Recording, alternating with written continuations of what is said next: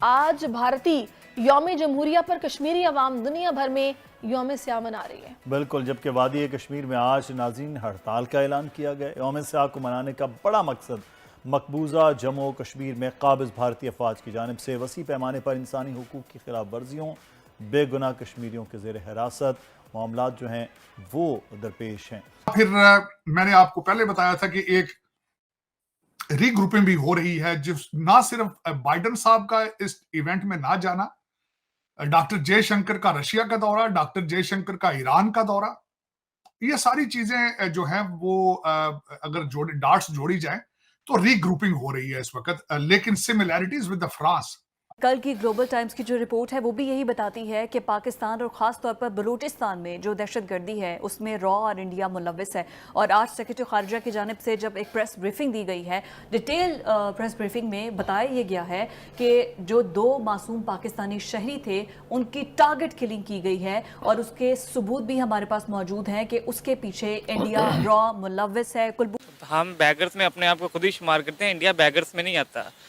India के 75 वो जब इंडिपेंडेंस डे पे उन्होंने इलेक्ट्रॉनिक कार ईजाद की थी और हमने एक ट्रेन चला दी थी पाकिस्तान से खैबर तक। ये हमारी ये ट्रेन है। आप खुद ये चीज़ का मुआयजा करें कि हमारी वो इन्वेंशन और उनकी इन्वेंशन कहाँ तक जा रही है। रिलेशनशिप फ्रांस के साथ भारत के आज के नहीं है, 60 से उन्होंने मिराज तैयारे दिए थे 60s में। उसके बाद 1982 में अमेरिका ने उनको एटॉमिक फ्लूइड नहीं दिया था एटॉमिक पावर के लिए, तो फ्रांस स्टेप्ड इन। उनके साथ रिलेशनशिप है, अभी भी उनके राफेल तैयारे भी हैं, स्कॉर्पियन भी ले रहे हैं। उसके बाद वो they are moving, free trade शुरू करने लगे हैं आगे। भारत की 7.8% 7.7% ग्रोथ जो है वो बिल्कुल अमेरिका, बल्कि अमेरिका नहीं पूरी दुनिया को पसंद नहीं है। किसको पसंद होती है? जैसे मैंने आपको पहले बताया कि इंडिया चूँकि हर सेक्टर में आगे निकल रहा है बहुत ज़्यादा पाकिस्तान से, उसकी कोशिश भी यही है कि पाकिस्तान को पीछे किया जाए। उसके हर मुल्क के साथ वो अपने रिलेशन अच्छे बना रहा है। हम लोग बेगर्स हैं, हम लोग भिखारी हैं, कभी नहीं पूछेंगे, मैं पूछूंगा कभी भी नहीं पूछेंगे। आप कभी भी किसी भिखारी के साथ ताल्लुक नहीं बना सकते, और ऐसे ही दुनिया कभी भी किसी भिखारी मुल्क के साथ ताल्लुक नहीं बना सकती। जब आप किसी के साथ जाकर मीटिंग के लिए जाएंगे तो उसके पास जाके हाथ ही फैलाएंगे तो आपको कोई भी जो है बॉदर नहीं करेगा। इंडिया के अगर आप देखेंगे उनके खजाने के अंदर $360 बिलियन पड़ा हुआ है। हमारे पास कितना पड़ा हुआ है? $6 बिलियन भी नहीं है। तो नरेंद्र मोदी जब आए थे उस वक्त उनके पास आई थिंक सो दैट के उनके पास $70 बिलियन भी नहीं था। तो उन्होंने अपनी इकोनॉमी को 5 to 6 टाइम जो अप किया है। हम अभी तक साल हो गया सलाब से नहीं निकले, और उनके इस तरह के कितने हुए हैं मिसहैप्स वगैरह हुए हैं, उन्हें कोई उनकी इकोनॉमी दोबारा स्टैंड हो गई। हमारी इकोनॉमी किधर की किधर जा रही है। इस तरह उन्होंने डैम्स बनाए होते हैं, जो जब उनके डैम्स ओवरफ्लो हो जाते हैं तो वो हमारे रिवर्स वगैरह में पानी छोड़ देते हैं। हम उसका इंतज़ार हम वही देखते रहते हैं, इंडिया पानी कब छोड़ेगा, कब हमारा दरिया भरिएगा, कब ये होगा, कब वो होगा। उन्होंने सारे बैकअप प्लान, उन्होंने 30 to 35 ईयर्स प्लान अपना बैकअप सेट किया हुआ सारा, कि प्राइम मिनिस्टर कोई भी आ जाए, नरेंद्र मोदी नहीं कोई भी आ जाए, और सारा बैकअप प्लान सेट है कि उस पर ही अमल होना है। उस पर यही कहूँगा कि चूँकि इंडिया का काफ़ी सेक्टर्स में इंडिया बहुत आगे ग्रूम कर रहा है, उसकी जीडीपी हर लिहाज से इंडिया पाकिस्तान से आगे जाने की कोशिश कर रहा है। तो इसलिए जहाँ पे वो आईटी में इतना आगे जा रहा है, हर जगह में जा रहा है, तो इसलिए जो दुनिया का रुझान है वो मोस्टली इंडिया की तरफ ऑटोमेटिकली जा रहा है। क्योंकि ज़ाहिर बात है जहाँ पे उनको बेनिफिट्स होंगे उस तरफ उनका रुझान ज़्यादा होगा एज़ कम्पेयर टू पाकिस्तान, क्योंकि पाकिस्तान ऑलरेडी IMF का बहुत ज़्यादा उस पर वो है, तो इस वजह से पाकिस्तान काफ़ी पीछे जा रहा है। तो इस वजह से जो इंडिया का पे जो है बाकी जो कंट्रीज़ हैं उनका रुझान काफ़ी ज़्यादा है। और कई तो ऐसे लोग होते हैं वो कहते हैं, दुआ मांगते हैं, कहते हैं ऊपर वाला यार मुझे दे ना दे, साथ वालों का लाजमी ले ले। फ्रांस का जो दौरा था, अगर आप ये समझते हैं कि उसको खराबी, तो वो उसको खराबी कोई नहीं होने वाली। वो 6 एटॉमिक रिएक्टर वहां लगाने के चक्कर में है, वो पीछे से मूड बना कर आए हैं। और जिस तरीके से उनका एक रोड शो और एक सक्सेसफुल दौरा जा रहा है जयपुर का, मेरा मकसद उनका, तो मैं बल्कि एक चीज लाजमी बताना चाहूंगा कि जिससे मैं बहुत इंप्रेस हूं, मैं कि मोदी जी जब उनको लेके गए हवा महल के पास, वो जो हैंडीक्राफ्ट्स की चीजें थी, वहां से उन्होंने राम मंदिर का जो स्टैचू लेके दिया, वो मॉडल लेके दिया। तो जब यूपीआई पे करने की बात आई तो उन्होंने कहा भाई हमारे वो यूपीआई को आप जोड़ें फ्रांस की जो लीरा पे है उनके साथ। तो ये लीडरशिप होती है मेरे ख्याल में, कि हर चीज के अंदर अपना नेशनल इंटरेस्ट देखा जाए, हर चीज के अंदर नेशनल इंटरेस्ट देखा जाए, और फिर किस खूबसूरती के साथ वो हर शहर हर स्टेट का हिस्सा कर रहे हैं। वो किस तरीके से ट्रंप साहब को अहमदाबाद लेकर गए थे, वो अन्नहान साहब जो यूए वाले उनको गुजरात लेकर गए थे, जापान वाले भाईजान थे उनको बनारस लेकर गए। तो सिर्फ एक शहर को प्रमोट नहीं कर रहे, पूरे भारत को प्रमोट कर रहे। डॉक्टर जयशंकर साहब की किताब के बारे में कल मैं किसी से डिस्कस कर रहा था, उसमें जिस तरीके से उन्होंने अपने रिलीजियस एग्जांपल्स दिए, जिस तरह उसमें से भी नेशनलिज्म झलक रहा है उनकी किताब से भी।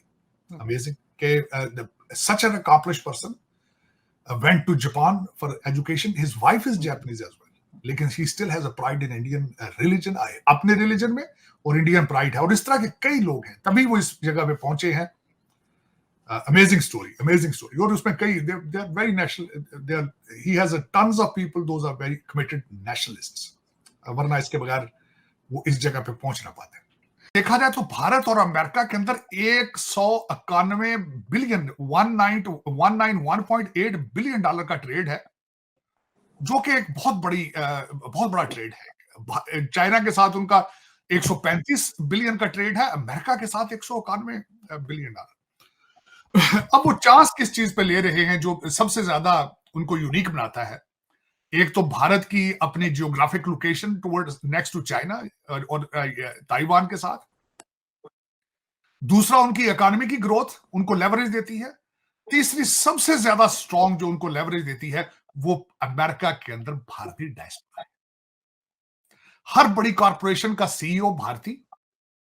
आपने देख लिया है, आज उसको छोड़ दिया, कैमला हैरिस को छोड़ दिया, आज रिपब्लिकन साइड पे भी जो दो कैंडिडेट थे, विवेक रामास्वामी, और अभी तक जो कैंडिडेट सामने खड़ी है मैडम रंधावा जो है, निकी हेली, आज भी वो भारतीय।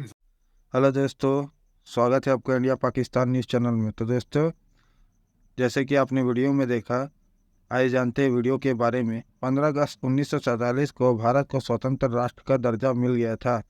हालांकि लगभग 3 साल बाद 26 जनवरी 1950 के संविधान को अपनाने के साथ भारत ने खुद को एक संप्रभु, लोकतांत्रिक और गणतंत्र राज्य घोषित किया। इसी दिन को तब से गणतंत्र दिवस के रूप में मनाया जाता है। 26 जनवरी तारीख को चुनने के पीछे एक किस्सा बताया जाता है। भारतीय राष्ट्रीय कांग्रेस ने दिसंबर 1929 में लाहौर अधिवेशन में ऐतिहासिक पूर्ण स्वराज का प्रस्ताव पारित किया था। इस घड़ी में 26 जनवरी 1930 की तारीख को पहली बार स्वतंत्रता दिवस मनाया गया। आज़ादी मिलने के बाद 15 अगस्त 1947 को आधिकारिक रूप से स्वतंत्रता दिवस घोषित किया गया। 26 जनवरी की तारीख के महत्व को बरकरार रखने के लिए इसी दिन साल 1950 में संविधान लागू किया गया, जिसके बाद 26 जनवरी को गणतंत्र दिवस के रूप में घोषित किया गया।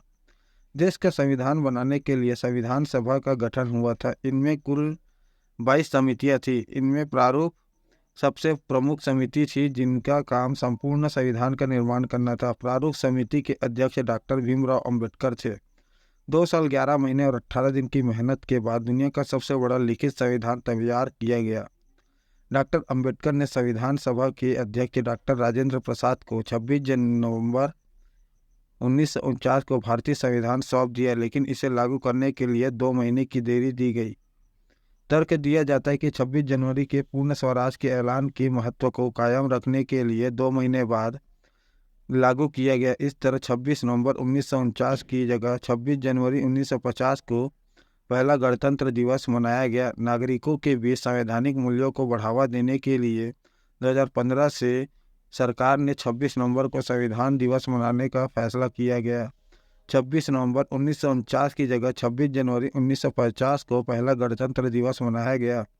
1950 में भारत को संप्रभु लोकतांत्रिक गणराज्य घोषित किए जाने के बाद डॉक्टर राजेंद्र प्रसाद ने गवर्नमेंट हाउस के दरबार हॉल में भारत के पहले राष्ट्रपति के रूप में शपथ ली। इसके बाद उनके काफिले को इरविन स्टेडियम तक 5 मील का रास्ता तय किया, जहां उन्हें राष्ट्रीय ध्वज फहराया। राष्ट्रपति ने झंडा फहराकर परेड की सलामी ली। इस दिन को बाद राष्ट्रीय अवकाश घोषित किया गया। संविधान को देखें तो राष्ट्रपति भारत सरकार का संवैधानिक प्रमुख होता है। इस वजह से गणतंत्र दिवस पर भारत के राष्ट्रपति द्वारा राजपथ पर तिरंगा फहराया जाता है। तो दोस्तों, अगर आपको ऐसी वीडियो देखना पसंद है तो हमारे चैनल को सब्सक्राइब करें तथा वीडियो को लाइक करना ना भूलें। धन्यवाद। जय हिंद, जय भारत।